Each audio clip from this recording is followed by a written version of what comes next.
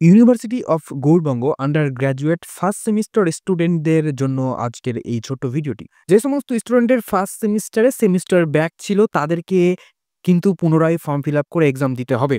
যে সমস্ত স্টুডেন্টের ফার্স্ট সেমিস্টার ব্যাক ছিল তাদের আর একবার ফর্ম ফিল আপ করে এক্সাম দেওয়ার সুযোগ দেওয়া হয়েছিল। যারা ফর্ম ফিল আপ করে এক্সাম দিয়ে সেমিস্টার ক্লিয়ার করে নিয়েছে তারা ফিফথ সেমিস্টারে এক্সাম দিতে পারছে বর্তমানে, কিন্তু এমন অনেক ক্যান্ডিডেট রয়ে গেছে যাদের দ্বিতীয়বার ফার্স্ট সেমিস্টারের এক্সাম দেওয়ার পরেও সেমিস্টার ক্লিয়ার হয়নি। তাদের জন্য এটা লাস্ট সুযোগ, লাস্ট চান্স। এরপরে আর কোনো চান্স দেওয়া হবে না।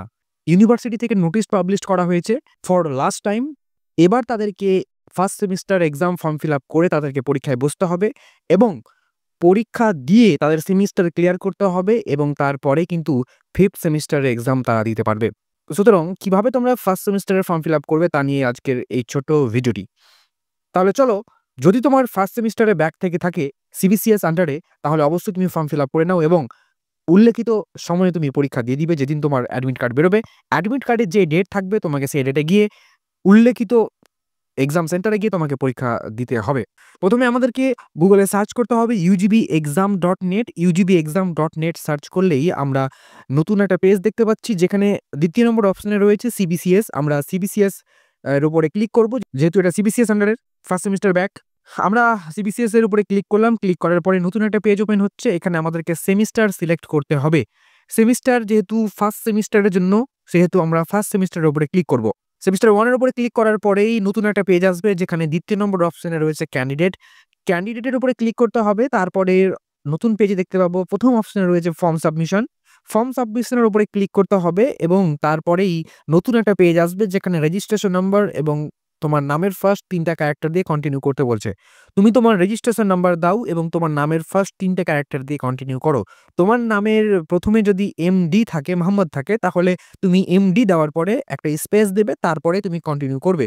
কন্টিনিউ করা হয়ে গেলে তুমি তোমার নাম এবং সেমিস্টার দেখতে পাবে। তুমি আরেকবার কন্টিনিউ করো। কন্টিনিউ করলে তোমার প্রোফাইল ওপেন হবে, যেখানে তোমার রেজিস্ট্রেশন নাম্বার, অ্যাড্রেস, নেম, বাবার নাম, date of birth, semester, mobile number, তোমার ফটো, এবিসিআইডি সবকিছু তুমি দেখতে পাবে। এবং তারপরে নিচের দিকে দেখবে সবকিছু সিলেক্ট থাকবে, শুধুমাত্র সাবমিট বাটনে ক্লিক করতে হবে। তুমি যদি সাবমিট বাটনে ক্লিক করো তাহলে তোমার ফর্ম সাবমিট হয়ে যাবে, ফর্ম ফিল আপ কমপ্লিট হবে। সাবমিট বাটনে ক্লিক করলেই একটা এনরোলমেন্ট সাকসেসফুল এর মেসেজ আসবে, পপ আপ শো করবে। তুমি সেটাকে ক্লোজ করো। ক্লোজ করা হয়ে গেলেই সাবমিটের জায়গাতে প্রিন্টের অপশন দেখতে পাবে। তুমি প্রিন্ট বাটনে ক্লিক করলেই তুমি তোমার পিডিএফ ডাউনলোড করে নিতে পারবে। পিডিএফ ডাউনলোড হয়ে গেলেই তোমার ফর্ম ফিল আপ কিন্তু কমপ্লিট হয়ে গেল। কিন্তু আরেকটা কথা, ফর্ম ফিল আপ হয়ে গেল, কিন্তু তোমাকে যে পেমেন্টটা আছে তোমার কলেজের ওয়েবসাইটে পেমেন্ট করতে হবে। পেমেন্ট করার পরে তোমার ফর্ম ফিল আপের হার্ড কপি এবং পেমেন্ট স্লিপ তোমাকে অফিসে অবশ্যই জমা দিতে হবে। উল্লেখিত সময়ে নিজস্ব কলেজে অবশ্যই তোমাকে জমা দিতে হবে।